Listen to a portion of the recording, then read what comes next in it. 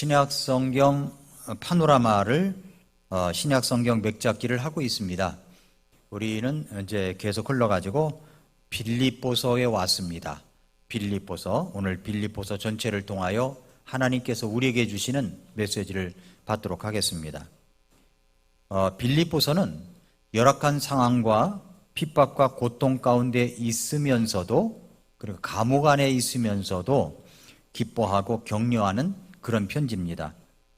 그 안에서 바울은 빌립보인들의 계속적인 증거와 지지에 힘입어서 감옥 안에 있는 이 사도 바울이 빌립보 교회 성도들의 지지와 격려에 힘을 입어서 그들을 향한 이 사랑이 얼마나 큰지 그 사랑을 표현하고 있는 책이기도 합니다.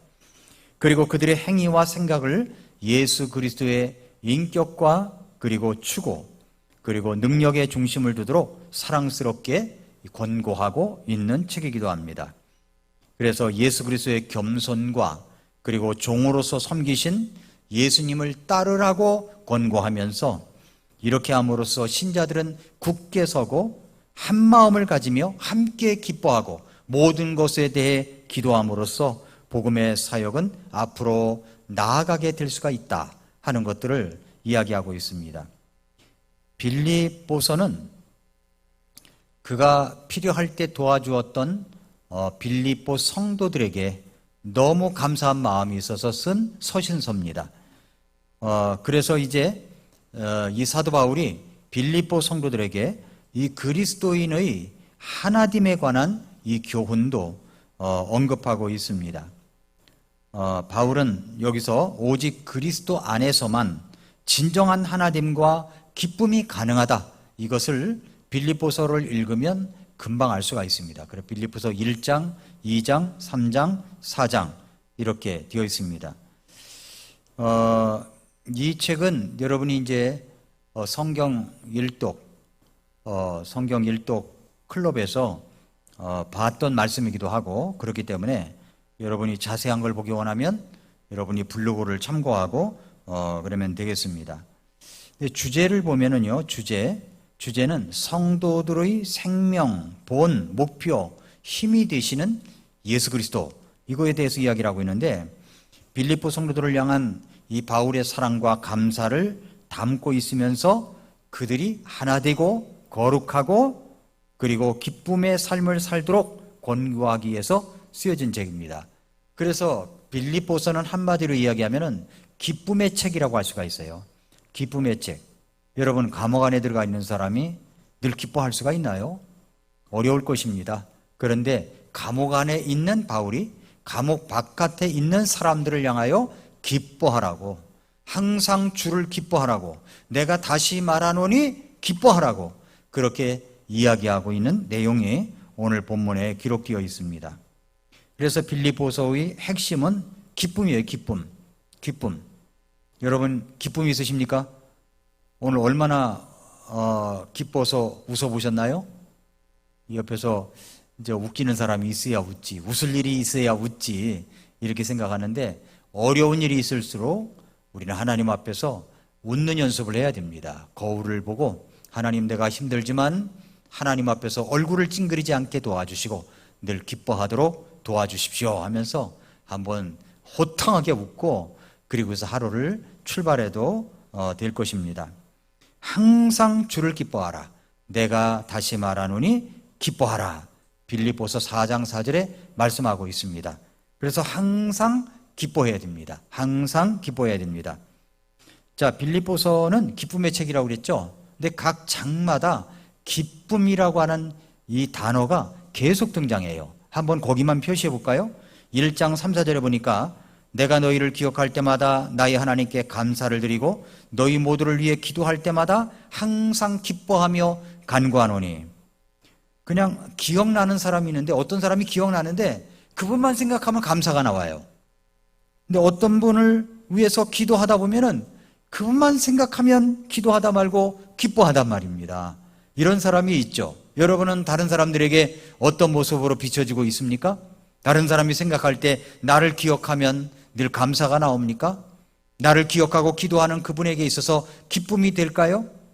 우리는 어떤 모습이냐 하는 겁니다. 1장 3절 4절은 감사와 기쁨이 되는 사람들, 바로 그 사람들이 빌립보 교회 성도들이다 라고 말씀하고 있는 겁니다. 2장에 가면은, 1장 25절 26절에 보면은 이런 확신이 있으므로 너희가 누릴 믿음의 진보와 기쁨을 위해 내가 너희 모두와 함께 거하며 머무를 것을 아노니 이것은 내가 다시 너희에게 감으로써 예수 그리스도 안에서 너희의 기쁨이 나로 인해 더욱 풍성하게 하려 함이라.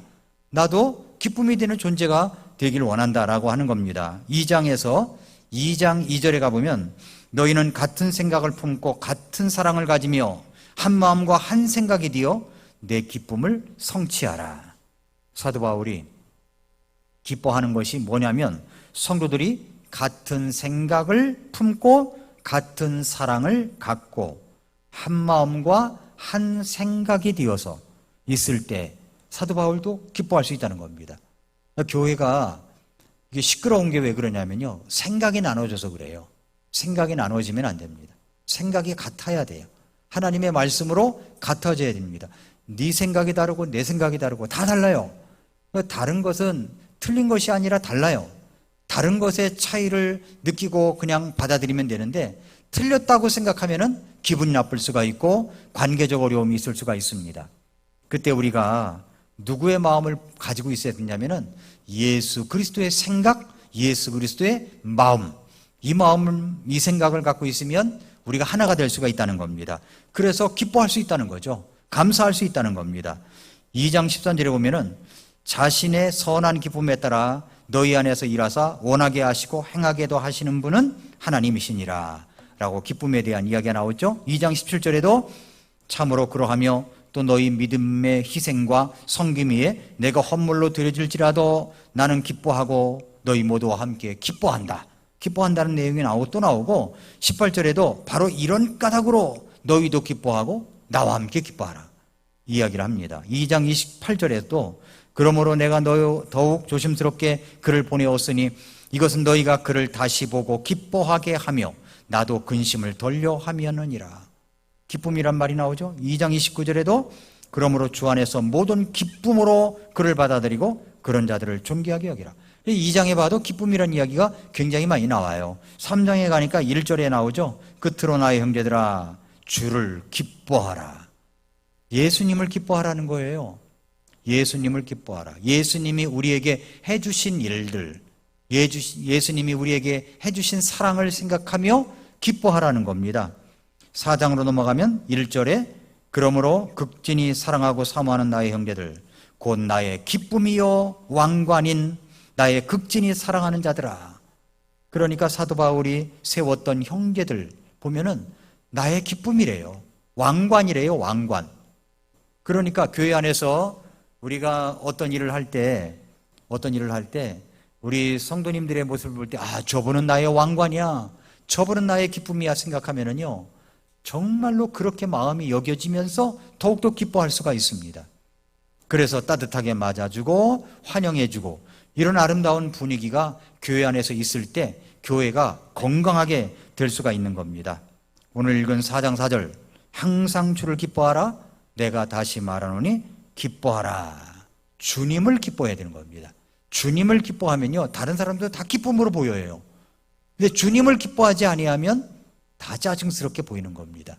그래서 항상 주를 기뻐하라. 주를 기뻐하라. 포커스가 주님에게 맞춰져 있어야 됩니다. 주님을 기뻐하면 다른 사람도 기쁨으로 여길 수가 있어요. 근데 주님을 기뻐하지 못하면 너무 짜증스럽게 보이는 겁니다. 4장 10절에 그러나 내가 주를 크게 기뻐하였나니 이는 너희가 나를 돌보려 하는 것이 이제 마침내 다시 활기를 띠었기 때문이라. 사도 바울을 돌봐주려고 하는 이런 마음들이 풍성히 그냥 느껴진 거예요. 왜냐하면 자기들이 사랑의 헌금을 준비해가지고 감옥에 있는 사도 바울에게 보내줬거든요. 그러니까 너무 기쁨이 있는 거예요. 돌보려고 하는 그런 마음들이 있다고 하는 사실에 너무 기쁨이 컸습니다. 그래서 내가 주를 크게 기뻐한다. 너희로 인해서 주님 때문에 기뻐한다 라고 이야기를 하고 있는 겁니다. 그래서 이제 1장, 2장, 3장, 4장에 여러 내용들이 있는데 근데 이 내용은 여러분이 이제 설교노트에 있는 거 읽어보시고 진짜 제가 이야기하려고 하는 것 두 가지만 여러분에게 말씀드리려고 합니다. 자, 우리의 가정이라고 하는 공동체는 아름답죠. 교회 공동체도 참 아름다운 겁니다. 뿐만 아니라 우리 여러분이 속한 직장도 아름다운 곳이고 아름답게 될 수가 있고, 사업장이면 사업장, 직장이면 직장 마찬가지입니다.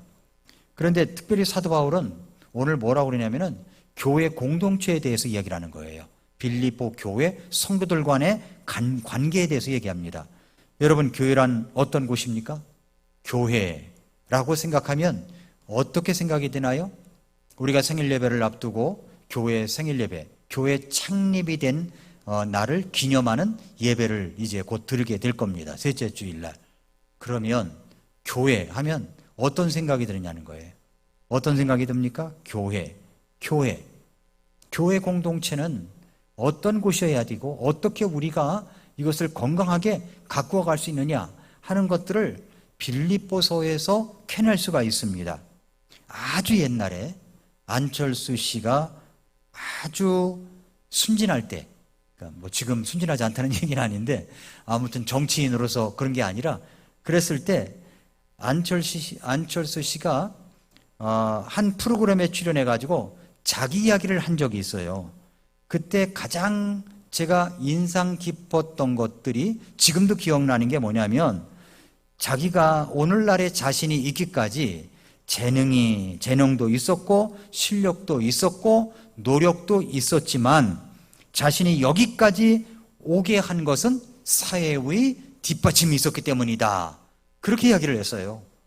그래서 그 바이러스 잡는 프로그램이 있죠. 그걸 공짜로 준 거예요.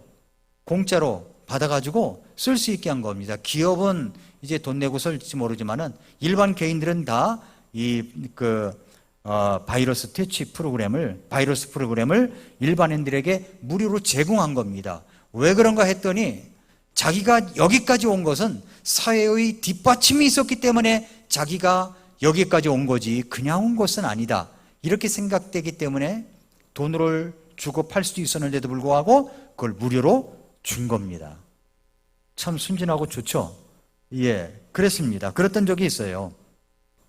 같은 맥락에서 오늘의 이기까지 한 가지 더 추가할 것이 있습니다. 예수님을 믿는 사람들이야 물론 하나님의 은혜라고 얘기하죠. 지금까지 지내온 것 주의 크신 은혜라고 이야기를 합니다.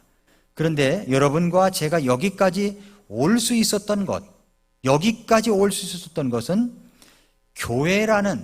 교회라고 하는 이 공동체가 있었기 때문이다라는 것을 잊지 말아야 된다는 겁니다. 오늘날 내가 여기까지 온 것은 교회라는 곳이 있었기 때문이다. 주님께서 교회라고 하는 이 로컬 처치를 다 세워주셨어요. 아주 성경적인 교회를 세우셨습니다. 이 교회를 통해서 우리가 은혜를 받고 구원도 받고 변화도 됐습니다. 그런데 교회를 통해서 베풀어 주시는 주님의 은혜가 있다는 것입니다. 그래서 우리는 그 교회를 몸소 사랑하며 십자가의 사랑으로 함께 해야 된다는 것입니다. 그렇다면 이제 숙제는 이겁니다. 내가 속한 이 아름다운 교회가 건강한 공동체, 또 기쁨의 공동체로 만들어 가려면 어떻게 해야 될까요? 교회만 오면 그렇게 기뻐요. 교회만 오면 힘이 나요.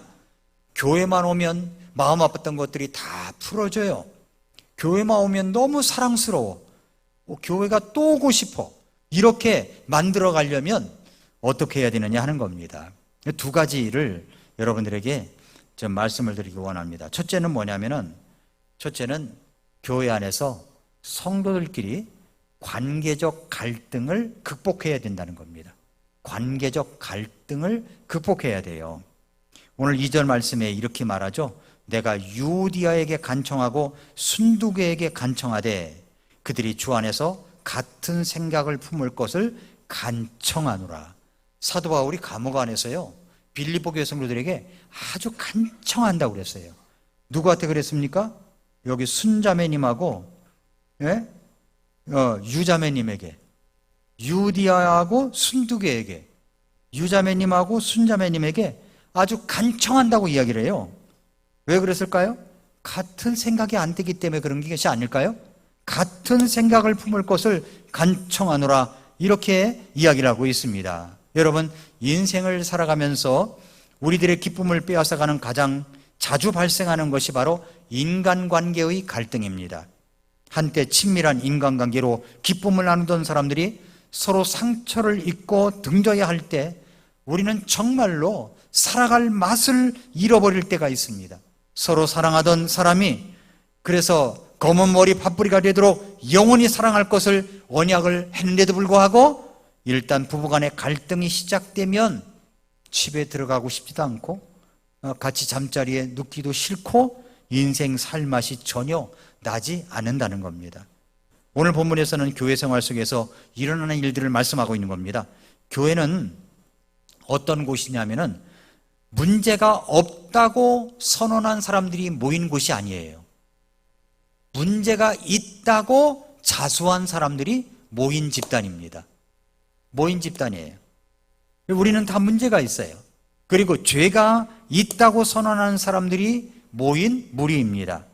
예수 그리스도를 믿고 구원받아 변화가 시작되고 있지만 아직도 우리 안에는 육신적인 요소들이 남아있기 때문에 점차로 변화되어 가고 있는 상황입니다. 쉽게 말한다면 우리가 건물에 공사 중이라는 거죠. 공사 중인 것이 얼마나 불편한지 몰라요? 공사 중인 겁니다. 공사 중. 그래서 이제 우리 안에는 육신적인 요소들이 남아있기 때문에 계속 변화되고 변화되어 가야 됩니다. 그런데 그렇다면 교회 안에서도 인간적 관계의 갈등이 일어날까요? 일어날 수가 있다는 겁니다. 일어날 수가 있어요. 예수 그리스도의 피로 씻음을 받고 구원받은 하나님의 자녀들이 교회의 교제권을 형성하고 마음을 같이하여 함께 주의 일을 수종들던 이 성도들이 서로 갈등이 되면 얼굴을 피해야 하고, 그뿐만 아니라 만나고 싶은 마음이 사라질 때 우리는 정말로 어떤 마음이 들냐면은 교회에 오고 싶은 마음이 없어져 버리는 거예요. 만나고 싶은 마음이 없어요. 오더라도 그냥 다른 자리에 있고 싶고 빨리 가고 싶고 밥도 먹고 싶고 이런 마음이 있을 수가 있다는 겁니다. 그래서 우리는 주 안에 있는 행복을 그때 잃어버리게 되는 겁니다. 잃어버리게 되는 거예요. 오늘 본문에는 빌립보 교회 내에서 일어났던 일을 언급하고 있습니다. 본문에는 유디아라는 자매와 순두계라고 하는 자매가 소개되고 있죠. 아마도 이 두 사람은 근래에 구원받고 이제 신앙생활을 시작하는 초신자는 아닐 겁니다. 이미 오래된 자매님들일 거예요. 이 자매님들은 빌립보 교회 내에서 함께 교회를 세워나가기 위하여 헌신적으로 수고하며 땀을 흘리는 자매들이었을 것이라고 생각이 됩니다. 아예 헌신적으로 수고하지 않으면요 부딪힐 일이 없어요. 교회만 예배 왔다가 밥만 먹고 쏙 가버리면 부딪힐 일이 없어요. 일을 하다 보니까 관계적 갈등이 일어날 수가 있다는 겁니다. 3절을 보십시오. 이렇게 언급하고 있지 않습니까? 또 참된 멍의 동료였던 네게도 내가 간절히 권하노니 보고만 해서 나와 함께 수고하고 또한 클레멘트와 함께 또 나의 다른 동료 일꾼들과 함께 수고한 저 여자들을 도우라. 그들의 이름이 생명책에 있다고 얘기합니다. 복음에 나와 함께 힘쓰던 저 자매들, 클레멘트, 나의 동역자들 도우라는 겁니다. 도와주라는 거예요. 그러니까 이 자매님들은 교회 내에서 연륜과 경륜이 겸비한 자매님들이었다는 것을 알 수가 있습니다. 적어도 여선교회 임원은 아니었을까, 이런 생각도 해볼 수가 있는 거예요. 그뿐만 아니라 사도 바울은 그들을 말할 때 또 참된 멍의 동료였던 네게도 내가 간절히 권하노니 라고 말하고 있죠. 그러니까 이 자매님들은 사도 바울과 함께 멍에를 메고 교회를 세워갔던 사람들이었다고 하는 겁니다. 앞장섰던 자매님들이었어요. 그런데 이 자매님들 사이에 문제가 일어났습니다. 문제가 일어났어요. 갈등이 일어났어요. 옛날에 어떤 원로 목사님, 지금은 원로 목사님이 됐던 분인데 강남의 어느 교회를 담임하고 있었는데 그 교회는 이대 출신이 있고 숙대 출신이 있대요. 그러니까 이대 출신과 숙대 출신이 서로 경쟁적으로 이제 어떤 그 헌신을 한다는 거예요. 그러다 보니까 갈등이 일어나고 그렇다는 거예요. 장로교회는 뭐 직분의 권사도 있고 그렇잖아요. 근데 이제 그 자매님들이 다 모여가지고 담임 목사하고 이제 면담 요청을 했다는 겁니다.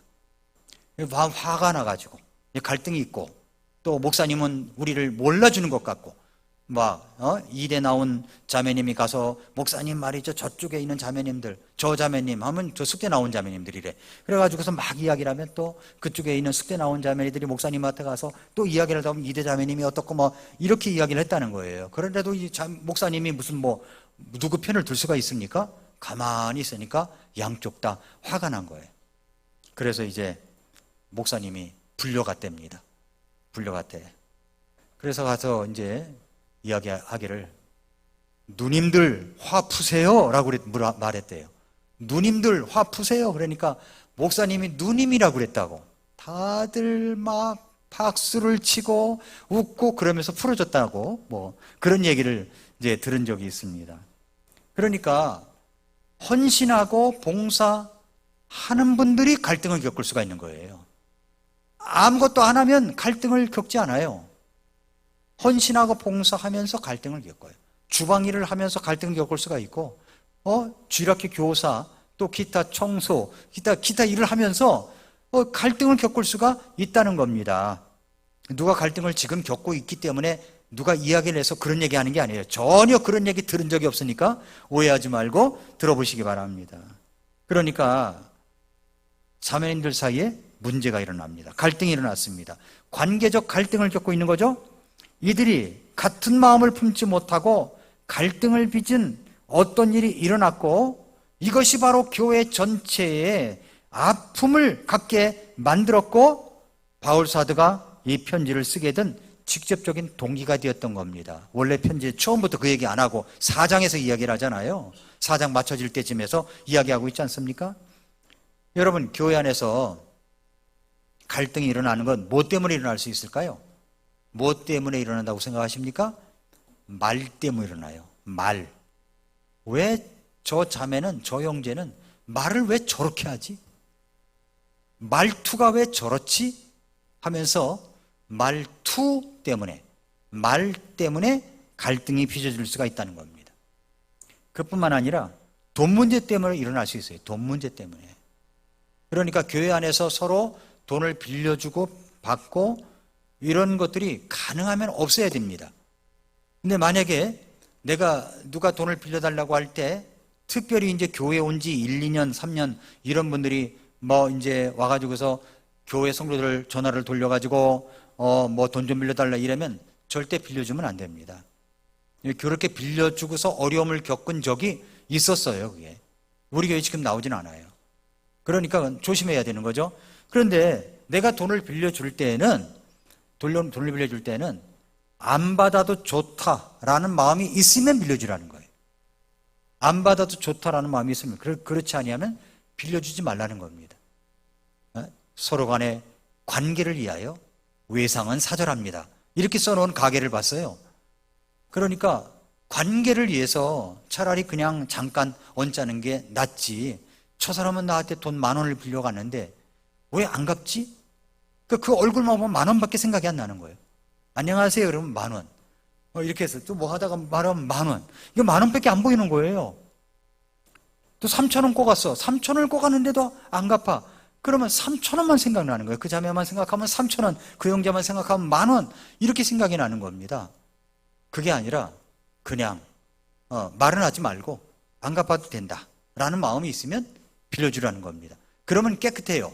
그러나 꼭 받아야 되겠다라는 마음이 있으면요, 자꾸만 빌려준 것만 생각이 나요. 잊혀지지가 않아요. 잊혀지지가 않아요. 돈 문제 때문에 일어날 수가 있고, 또 사역을 하면서 이기적인 마음 때문에 일어날 수가 있습니다. 그러니까 내 목장이 최고야. 다른 목장은 괜찮아. 내 목장이 해야 돼. 또 내가 사역하는 것이 최고야. 그 사역 이기주의 때문에 그럴 수 있다는 겁니다. 또 뿐만 아니라 관심과 사랑의 배려가 없기 때문에 관계적 갈등이 일어날 수가 있습니다. 그리고 내면에 주님과의 교제가 충만히 있은 다음에 일에 집중해야 되는데 일 중심의 사람이기 때문에 그럴 수가 있어요. 마음이 기뻐가지고 주님과의 관계 속에서 참 교제하고 매일 아침 말씀도 듣고 읽고 기도하고 이러면 일주일 내내 충만하잖아요. 그러면서 이제 봉사를 하면 괜찮은데 그렇지 않고 그런 건 둘째째요. 말씀을 듣기도 어려워해. 또 뭐 매일 아침 말씀 읽기도 싫어. 그런 것지만 일은 잘해. 일 중심의 사람이 위험하다는 겁니다. 일 중심의 사람이 관계적 어려움을 겪을 수가 있다는 겁니다. 성경은 뭐라고 말씀합니까? 빌립보서 2장 2절과 3절을 보세요. 빌립보서 2장 2절과 3절에 보니까 너는 같은 생각을 품고 같은 사랑을 가지며 한 마음과 한 생각이 되어 내 기쁨을 성취하라. 아무 일도 다툼이나 허영심으로 하지 말고 겸손한 생각으로 각각 자기보다 남을 더 낮게 여기며 그랬잖아요. 지금 유디아 자매, 순두개 자매 앞으로 나와. 내가 할 말이 있어. 1장 1절에 지금부터 유디아 자매, 순두개 자매에게 하는 말입니다 하면서 이야기하지 않고 2장에서 뭐라고 그래요? 같은 생각을 품고 같은 사랑을 가지며 한 마음과 한 생각이 되어 내 기쁨을 성취해 주십시오. 이야기하잖아요. 누구라고 이야기 찝지도 않고 평범하게 보통 이제 이야기하지 않습니까? 왜 갈등이 빚어져요? 한 마음이 안 되기 때문에 그런 거예요. 마음이 같이 하지 않기 때문에, 같은 사랑을 가지고 있지 않기 때문에, 뜻을 합하지 않기 때문에, 한 마음이 안 되기 때문에 다툼이 나오고 허영이 나옴으로 인해서 항상 다른 사람보다 내가 더 낫다, 내가 최고야, 내가 제일 잘 나가 하면서 그런 의식이 있기 때문에 갈등이 빚어질 수가 있다라고 이야기하는 겁니다. 이것에 대한 처방책을 어떻게 말씀하고 있습니까? 빌립보서 4장 5절에 보니까 너희의 절제를 모든 사람이 알게 하라. 주께서 가까이 계시느니라. 절제가 있는 사람은 비본질적인 문제로 싸움이 되지 않도록 자기 절제를 하는 사람이에요. 비본질적인 것, 싸움이 되지 않도록 자기 절제를 하래요. 그래서 부드럽고 온유하며 이웃을 용서할 수 있는 사람이 바로 절제가 있는 사람입니다. 바울은 우리가 친한 사람뿐 아니라 모든 사람이라고 그랬죠. 여기 모든 사람이 알게 하라. 너희의 절제하는 것, 너희가 참고 견디는 것을 모든 사람이 알게 하라는 겁니다. 알게 하라. 친한 사람뿐 아니라 모든 사람에게 우리의 절제를 나타내야 한다고 말씀합니다. 그 이유가 무엇입니까? 주님께서 가까이 계시기 때문에 그런 거예요. 주님이 가까이 계세요. 주님의 재림이 가깝기 때문입니다. 근래에 들어서 여러분은 예수님이 가까이 오셨다는 사실을 생각하고 다니십니까? 예수님이 곧 오실 거야. 여러분, 현실 생활에서 만족하거나 쫓기다 보면은 예수님이 곧 오신다는 생각을 가질 여유가 없어요. 그러면 주님께서 이제 곧 오신다고 했습니다. 가까이 계시다고 그랬어요. 도적같이 오신다고 하셨습니다. 예수님께서 예고 없이 오실 수가 있다는 겁니다. 요셉이 이집트에서 수많은 고통과 고통의 터널에서 벗어나 이집트의 총리가 되었습니다. 나이 30살에 결혼을 하게 됩니다. 그리고 아들을 낳습니다. 아들 2명을 낳죠. 그 아들 이름이 므낫세하고 에브라임입니다. 이름의 뜻이 또 특이해요. 므낫세는 뭐라고 졌어요? 내 모든 수고와 내 아버지의 온 집을 잊어버리게 했다. 잊었다. 이게 므낫세예요. 므낫세. 에브라임은 뭡니까? 에브라임은 뭐냐면은 하나님께서 내가 고난받는 땅에서 나를 다산하게 하셨다. 잘 되게 해주셨다는 거예요. 그러니까 우리에게는 두 아들이 있어야 된다는 거죠. 여기서 므낫세도 있고, 므낫세는 용서라는 마음입니다. 에브라임, 하나님이 나를 번성시킨다는 확신, 이런 것이 우리에게 있을 때 넉넉한 마음으로 사람들을 대할 수가 있는 겁니다. 넉넉한 마음이 안 되면 늘 관계적 갈등에서 헤어날 수가 없게 되는 거죠. 우리에게는 므낫세, 잊어버림. 어떤 사람이 나에게 심한 말, 또 참 마음에 상처 주는 말, 이런 말을 했다는 것을 그냥 꽁꽁 싸매가지고서 두고두고 생각하는 게 아니라 잊어버리는 거예요. 잊어버림이 있어야 되고, 하나님은 나에게 예수 그리스도의 십자가 은혜로 축복해 주신다. 이 확신이 있을 때 우리는 보다 더 넉넉한 마음이 될 수가 있고 4절 말씀처럼 항상 주를 기뻐하라. 내가 다시 말하노니 기뻐하라. 이렇게 기뻐할 수가 있게 되는 겁니다. 그래서 항상 기뻐해야 되는 겁니다. 누구를 기뻐해요? 주님을 기뻐하는 거예요. 주님을 항상 기뻐하는 겁니다. 기뻐하라. 또 4장 1절에도 보세요. 4장 1절에 보니까 주 안에서 굳게 서라 그랬죠? 주 안에서 굳게 서라. 4장 1절. 그러므로 극진히 사랑하고 사모하는 나의 형제들 곧 나의 기쁨이여 왕관인 나의 극진히 사랑하는 자들아 이와 같이 주 안에 굳게 서라. 굳게 서라고 얘기합니다. 굳게 서라. 주 안에서 새로운 창조물이 된 사람들이라면 성도답게 굳게 서서 살아가는 모습을 보고 싶어 한 것입니다. 여기서 주 안에 굳게 서라. 항상 주를 기뻐하라. 항상이라는 말씀을 왜 강조한 것일까요? 사도 바울은 여기 지금 사도는 일관성 있는 삶의 태도로서의 기쁨을 강조하고 있는 겁니다. 항상 그래야 된다는 거예요. 어쩌다가 말이죠, 무슨 우울증, 조울증이 왔다 갔다 하는 것처럼 어떤 때는 막 깔깔대고 기뻐하다가 어떤 때는 막 밑으로 다운돼가지고 온 얼굴이 다 표현되는 이런 모습이 아니라 날마다 매일 수시로 주님 때문에 항상 주를 기뻐하는 겁니다. 일관성 있게 항상 그렇게 하라는 이야기입니다. 그래서 일관성 있는 삶의 태도로서의 기쁨을 이야기하고 있는 것입니다. 그리고 이런 삶은 우리 주변의 모든 인간관계에 유연성 있는 태도, 곧 관용하는 삶의 여유 없이는 누릴 수 없는 삶의 모습인 거예요. 그래서 절제가 있어야 되는 거예요. 절제. 어떤 상황 속에서도 생산적인 인간관계를 이끌어낼 수 있는 인간관계를 위한 5가지 원칙이 있습니다. 첫째, 많이 듣고 적게 말하라는 거예요. 많이 듣고 적게 말하라. 모임 있으면 혼자 다 말하는 사람이 있잖아요. 또 그 누가 말하면 또 중간에 다 끼어드는 사람이 있잖아요. 차량이 이렇게 가다가도 좀 이렇게 끼어들 때 끼어들어야지 끼어들어서는 안 되는데 그냥 비집고 이렇게 들어오면은 얄밉지 않습니까? 그럴 때 드는 생각이, 이건 목사 같은 생각은 아니에요. 이건 좀 육신적인 생각인데 스위치 꾹 누르면은 이 손 같은 것이 손 모양이 쫙 나가가지고 한번 쫙 때리고 쑥 들어왔으면 좋겠다. 이런 마음이 들 때가 있어요. 아주 얄미운 사람이 있어요. 끼어서는 안 되는데 끼는 거예요. 근데 막 끼어들고 싶어 할 때 여유 있게 조금 서서히 가지고 들어갈 수 있도록 하면은 앞에 차가 깜빡이를 깜빡 해줍니다. 근데 기분이 좋잖아요. 아, 양보한 걸 알아주는구나. 어떤 사람은 시침이 뚝 떼고 그냥 가요. 저런 놈이 다 있나. 이런 생각이 들 때도 있어요. 말을 할 때도 똑같은 거예요. 여러 가지 이제 돌아가면서 이야기를 하는데, 자기 할 말이 끝났으면 딴 사람 세계인데, 말을 할 때도 생각이 나거든. 그러니까 쫙 끼어들어가지고 말을 채트려서 자기가 또 말을 다 해버려.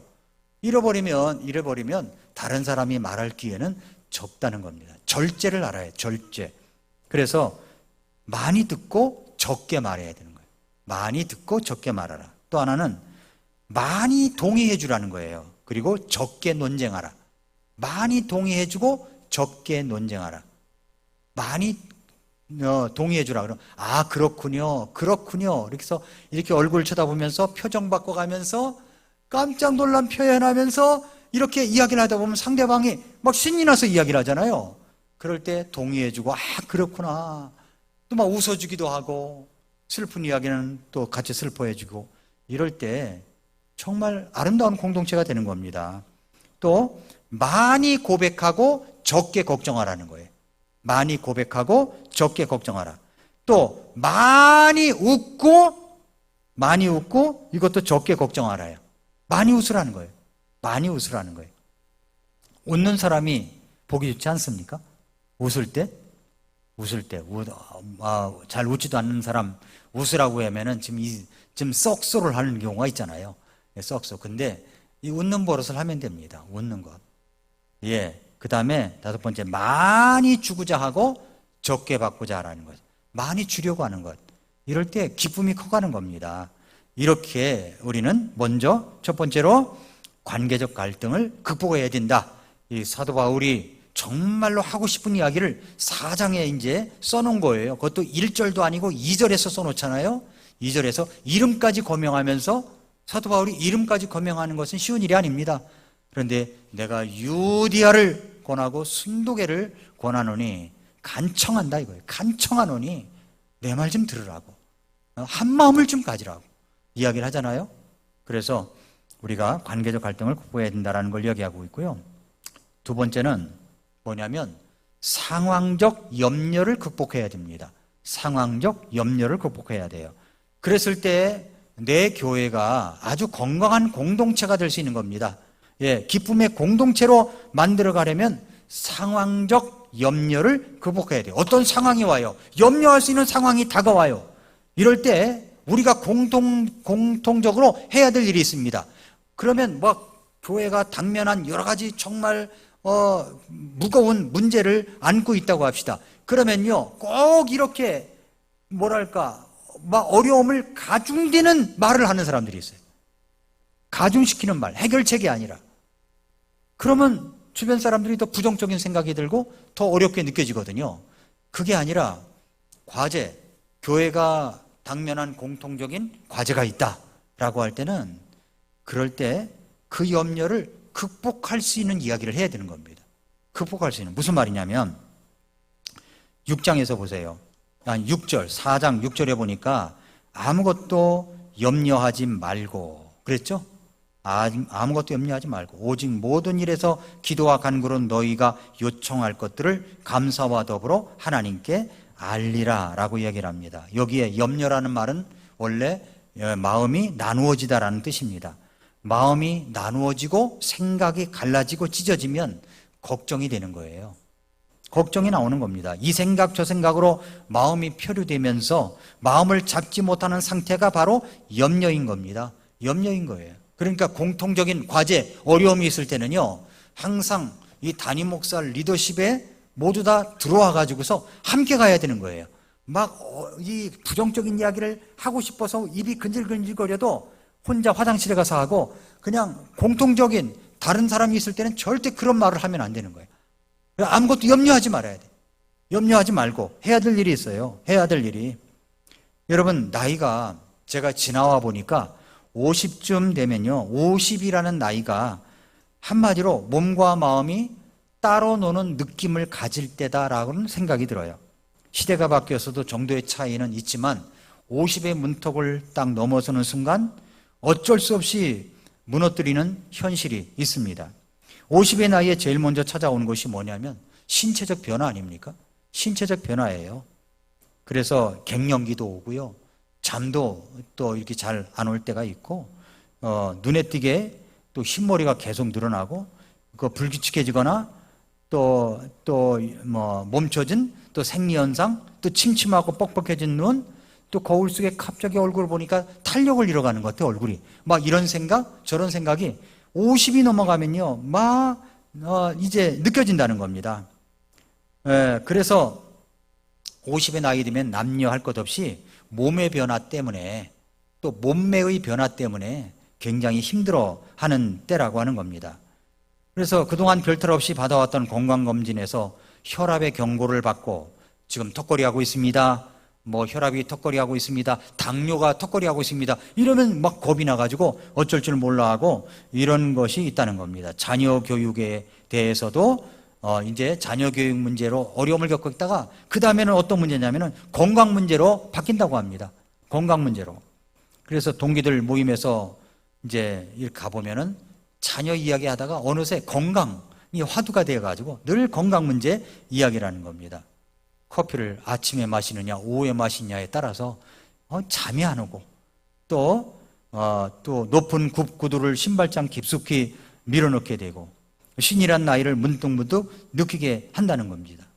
그래서 신의 남자는 다른 사람의 이야기할 때 잘 들리질 않아가지고 뭔데 뭐라고를 반복한다는 겁니다.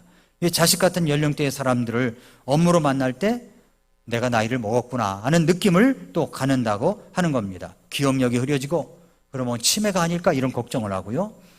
그래서 50의 나이가 뭐냐라고 사람들에게 물어보면은요, 대답이 각각이라는 거예요. 각각. 예, 그래서 우리가 그런 염려들이 오는 겁니다. 염려들이. 우리 개인적으로도 염려가 오고 여러 가지 염려가 와요. 이런 상황적 염려들이 우리에게 다가옵니다. 그러면 어떻게 염려들을 무엇으로 극복할 수가 있단 말입니까? 성경적 처방을 따라가야 됩니다. 그것은 바로 기도라는 거예요. 기도. 아무것도 염려하지 말고. 그랬잖아요. 오늘 말씀 6절에 아무것도 염려하지 말고. 염려 안 해야지. 이런다고 염려가 안 됩니까? 염려 대신에 채워넣을 수 있는 게 있어야 돼요. 그게 뭐냐면 오직 모든 일에 기도입니다. 염려 대신에 갖다 집어넣어야 될 것이 뭐냐면 기도와 간구로 너희가 요청할 것들을 감사와 더불어 하나님께 알리라 라고 얘기했습니다. 알리라. 염려할 모든 것을 뭐로 바꿔요? 모든 염려할 것들이 그럼 염려할 것을 적어보라는 거예요. 내가 지금 염려하고 있는 것이 뭔가. 오늘 아침에도 저는 A5 용지에다가 말이죠, 내가 정말 염려하는 것들, 이게 뭘까? 써내려갔어요. 한 바닥 썼어요. 그거 가지고 뭐 해야 되나요? 염려할 것들이 있는데 그거 가지고 하나님, 이런 목록이 있습니다. 도와주세요 라고 기도가 나오는 거예요. 그러니까 염려 목록을 가지고 기도 목록으로 바꾸라는 겁니다. 염려 목록이 기도 목록으로 바꿔야 돼. 염려 목록을 기도 목록으로 바꾸라는 말입니다. 그냥 기도할 뿐만 아니라 기도하고 간구하라고 말씀합니다. 우리가 어떤 문제를 붙들고 간절하게 지속적으로 기도하다 보면은 우리의 기도는요, 자연히 간구가 돼버려요. 간구가 돼요. 야고보는 야고보서 5장 16절에서 의로운 사람의 효력 있고 뜨거운 기도는 많은 효능이 있다고 그랬어요. 예, 의로운 사람의 효력 있고 뜨거운 기도는 효능이 있대. 효능이. 그 기도 부탁을 하고 같이 기도하는 겁니다. 엘리야가 간구할 때 하늘의 창을 열기도 하고 닫기도 했다고 그랬습니다. 그러니까 엘리야는 우리와 성경이 같이 이제 동일한 성경을 가진 사람인데 비가 오지 않기를 간절히 기도했더니 비가 3년 6개월 동안 땅에 비지 아니하고 비가 오기를 기도했더니 비가 왔다는 거예요. 그러니까 우리가 해야 될 일은 뭡니까? 기도하고 간구하면 상황은 달라지는 겁니다. 마음이 문제가 해결된 건 아니에요. 그런데도 불구하고 마음은 뿌듯하게 기쁨이 있는 겁니다. 기쁨이 있어요. 그래서 우리가 염려 그 자체는 상황을 바꿀 수가 없어요. 오히려 마음만 갈라지고 기쁨만 빼앗길 뿐입니다. 염려 그 자체를 중단하고 기도해야 되는 거예요. 저는 이렇게 말씀드리고 싶어요. 염려 목록을 기록하라. 그것을 기도 목록으로 바꾸라 하는 겁니다. 목록을 만들어 보십시오. 주님 앞에 펼쳐놓고 기도하십시오. 아무것도 염려하지 말고 오직 모든 일에 기도와 간구로 너희가 요청할 것이 있잖아요. 염려할 것이 요청할 것이 되어버리는 거죠. 염려 목록이 요청 목록이 되어버리는 거예요. 그것을 하나님께 알리라는 거예요. 하나님, 이거 알립니다. 도와주세요. 알리는 거죠. 염려는 정말로 비생산적이 되는 겁니다. 자, 아들 있는 자매님들, 이제 아들이 이제 군대 갈 때가 됐어요. 너무 걱정과 염려가 되는 거 아닙니까? 그래서 어떤 엄마는요, 아들 군대 가는데 그 부대 앞에다가 방을 얻어가지고 있었다고 하는 거 아닙니까? 그럴 정도로 염려가 되는 거예요. 그래서 이제 이런 얘기를 어떤 사람이 안절부절하니까 어떤 사람이 이야기를 했어요. 대개 아들은 앞으로 둘 중에 하나가 될 것입니다. 후방에 배치되거나 전방에 배치될 것입니다. 후방에 배치되면 염려를 안 해도 되지만 전방에 배치되면 염려가 조금 될 것입니다. 그러나 전방에 배치된다고 하더라도 둘 중에 하나가 될 것입니다. 안전한 곳에 있거나 위험한 곳에 있을 것인데, 안전한 곳에 있으면 염려를 안 해도 되지만 위험한 곳에 있으면 염려가 조금 될 것입니다. 물론 위험한 곳에 있어도 둘 중에 하나가 될 것입니다. 부상을 당하거나 부상당하지 않을 것이란 말입니다. 부상을 안 당하면 염려할 것이 없지만 부상을 당하면 조금 염려가 될 것입니다. 그런데 부상을 당해도 둘 중에 하나가 될 것입니다. 죽지 않거나 그리고 죽을 수도 있다는 겁니다. 죽지 않으면 염려할 필요가 없지만 죽으면 더 이상 염려해봤자 소용이 없다는 겁니다. 그러니까 그 소용없는 염려들은 이제 그만하십시오. 이렇게 얘기를 해서. 헷갈리십니까? 무슨 얘기인지? 염려할 거 없다는 거예요. 그렇게. 그 염려는 전혀 도움이 안 돼요. 군대 갈 나이가 되면은 그 아들이 이제 군대 갈 나이가 되면 아내가 그런다는 거예요. 여보, 당신이 좀 갔다 와. 그런다는 거예요. 염려할 필요도 없어요. 기도한다는 것은 나의 연약함을 인정하는 거예요. 연약함을 인정하는 거예요. 인정하는 거예요. 기도하지 않는다는 것은 염려를 하면서도 나의 연약함을 인정하지 않는 거예요. 고집이 센 거예요, 이건. 그래서 성경은 염려 대신 뭐 하라고 그랬어요? 기도하라고 그런 거예요. 앞으로 우리 교회적으로도 어떤 큰 과제가 떨어질지 모릅니다. 그럴 때 부정적인 언어를 얘기하면 안 돼요. 그게 아니라 담임 목사의 리더십 아래 항상 염려 대신 기도하는 거예요. 우리는 할 수 있다. 주님이 우리를 도와주신다. 이렇게 해서 어려운 문제들을 잘 해결해 나갈 수가 있어야 되는 것입니다. 그러면 하나님께서 우리를 축복해 주시고 기쁨이 가득한 존재가 되게 해 주실 것입니다. 믿으십니까? 기도하겠습니다.